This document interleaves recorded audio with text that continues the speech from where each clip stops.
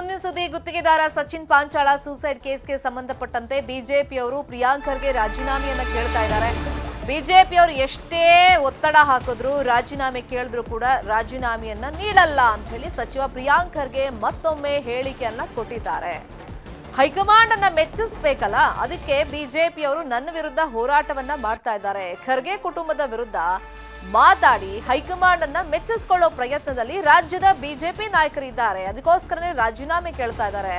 ನಮ್ಮ ಕುಟುಂಬವನ್ನ ಅಂದ್ರೆ ಖರ್ಗೆ ಕುಟುಂಬವನ್ನ ಟಾರ್ಗೆಟ್ ಮಾಡ್ತಿದ್ದಾರೆ ಅಂತ ಹೇಳಿ ಬಿಜೆಪಿ ನಾಯಕರ ವಿರುದ್ಧ ವಾಗ್ದಾಳಿಯನ್ನ ಮತ್ತೆ ಮಾಡಿದ್ದಾರೆ ಸಚಿವ ಪ್ರಿಯಾಂಕ್ ಖರ್ಗೆ.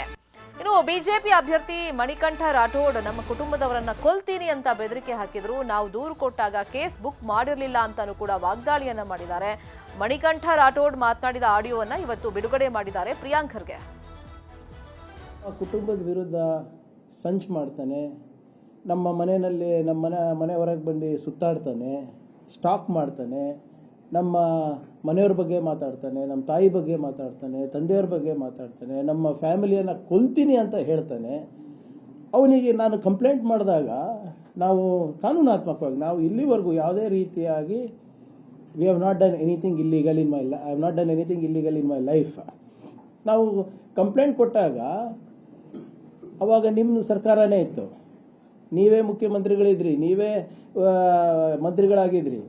ಅದು ಮಾಡಿದಾಗ ನೀವು ಆ ವ್ಯಕ್ತಿಗೆ ಯಾರು ನಮ್ಮ ಕುಟುಂಬವನ್ನು ಸಾಫ್ ಮಾಡ್ತೀನಿ ಅಂತ ಹೇಳಿದ್ರು, ಯಾರು ನಮ್ಮ ಕುಟುಂಬವನ್ನು ನಿರ್ನಾಮ ಮಾಡ್ತೀನಿ ಅಂದಿದ್ರು, ನನ್ನ ಹೆಂಡತಿ ಮಕ್ಕಳನ್ನ, ಅವ್ರಿಗೇನು ಮಾಡಿದ್ರಿ ನೀವು? ಕೇಸ್ ಬುಕ್ ಮಾಡಿದ್ರ? ನಮ್ಮ ಕುಟುಂಬ.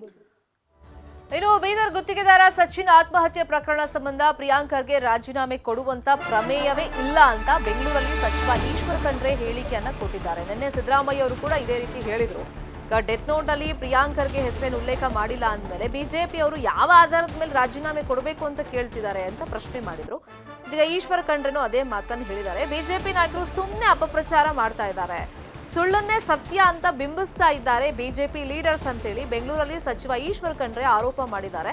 ಇನ್ನು ಸಚಿನ್ ಕುಟುಂಬ ಪ್ರಿಯಾಂಕ್ ವಿರುದ್ಧ ಆರೋಪ ಮಾಡಿಲ್ಲ. ಸಚಿನ್ ಜಿಲ್ಲಾ ಪಂಚಾಯತ್ ಸಿಇಒ ಸಹಿ ಫೋರ್ಜರಿ ಮಾಡಿರೋದು ಗೊತ್ತಿಲ್ಲ.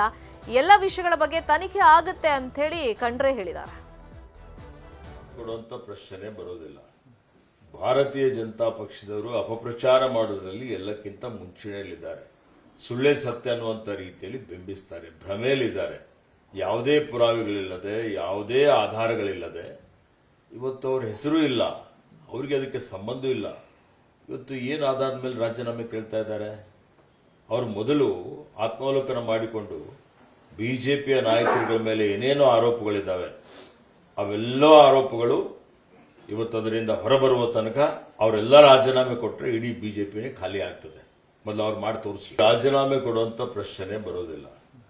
ಭಾರತೀಯ ಜನತಾ ಪಕ್ಷದವರು ಅಪಪ್ರಚಾರ. ಇನ್ನು ಗುತ್ತಿಗೆದಾರ ಸಚಿನ್ ಆತ್ಮಹತ್ಯೆ ಪ್ರಕರಣ ಸಂಬಂಧ ಸಚಿವ ಪ್ರಿಯಾಂಕ್ ಖರ್ಗೆ ಪರ ಬ್ಯಾಟಿಂಗ್ ಅನ್ನ ಬೀಸಲಾಗ್ತಾ ಇದೆ. ಇನ್ನೊಂದು ಕಡೆ ರಾಜೀನಾಮೆ ಕೊಡಲೇಬೇಕು ಅಂತ ಹೇಳಿ ಬಿಜೆಪಿ ಅವರು ಪ್ರತಿಭಟನೆಯನ್ನ ಮಾಡ್ತಾ ಇದ್ದಾರೆ. ಕಾಂಗ್ರೆಸ್ ಅವರು ಅದಕ್ಕೆ ವಿರುದ್ಧವಾಗಿ ಪ್ರತಿಭಟನೆಯನ್ನ ಮಾಡ್ತಾ ಇದ್ದಾರೆ. ಬಿಜೆಪಿ ನಾಯಕರ ವಿರುದ್ಧ ಮೈಸೂರಲ್ಲಿ ಪ್ರತಿಭಟನೆ ಮಾಡಲಾಗ್ತಿದೆ. ಯಾರು ಅಂತಂದ್ರೆ ದಲಿತ ಸಂಘಟನೆಯವರು, ಖರ್ಗೆ ಅಭಿಮಾನಿಗಳ ಸಂಘದ ಪ್ರತಿಭಟನೆ ನಡೀತಾ ಇದೆ. ಬಿಜೆಪಿ ನಾಯಕರ ವಿರುದ್ಧ ಧಿಕ್ಕಾರಗಳನ್ನು ಕೂಗಿ ಆಕ್ರೋಶ ವ್ಯಕ್ತಪಡಿಸಲಾಗ್ತಾ ಇದೆ. ಪ್ರಿಯಾಂಕ್ ಖರ್ಗೆ ರಾಜೀನಾಮೆ ಕೊಡೋದಿಲ್ಲ ಅಂತ ಹೇಳಿ ಸಂಘಟನೆಯವರು ಹೇಳಿಕೆಯನ್ನು ಕೊಡ್ತಾ ಇದ್ದಾರೆ. ಪ್ರತಿಭಟನೆಯಲ್ಲಿ ಮಲ್ಲಿಕಾರ್ಜುನ್ ಖರ್ಗೆ ಅಭಿಮಾನಿಗಳ ಸಂಘದ ರಾಜ್ಯಾಧ್ಯಕ್ಷ ಸಿ ನರೇಂದ್ರ, ಡಿಎಸ್ಎಸ್ ಸಂಚಾಲಕ ಬಿಳಿಕೆರೆ ಸ್ವಾಮಿ, ಹಾಗೇನೆ ಐಎನ್ಟಿಯುಸಿ ರಾಜ್ಯ ಉಪಾಧ್ಯಕ್ಷ ನಾಗರಾಜ್, ಹಿನಕಲ್ ಮಂಜು, ಬಂಡಿಪಾಳ್ಯ ವಿಜಯ್, ದನಗಳ್ಳಿ ಪ್ರವೀಣ್ ಸೇರಿದಂತೆ ಹಲವರು ಪಾಲ್ಗೊಂಡಿದ್ದಾರೆ. ಪ್ರಿಯಾಂಕ್ ಖರ್ಗೆ ಪರ ಬ್ಯಾಟ್ ಬೀಸ್ತಾ ಬಿಜೆಪಿ ನಾಯಕರ ವಿರುದ್ಧ ಧಿಕ್ಕಾರ ಅಂತ ಘೋಷಣೆಗಳನ್ನು ಕೂಗ್ತಾ ಇದ್ದಾರೆ.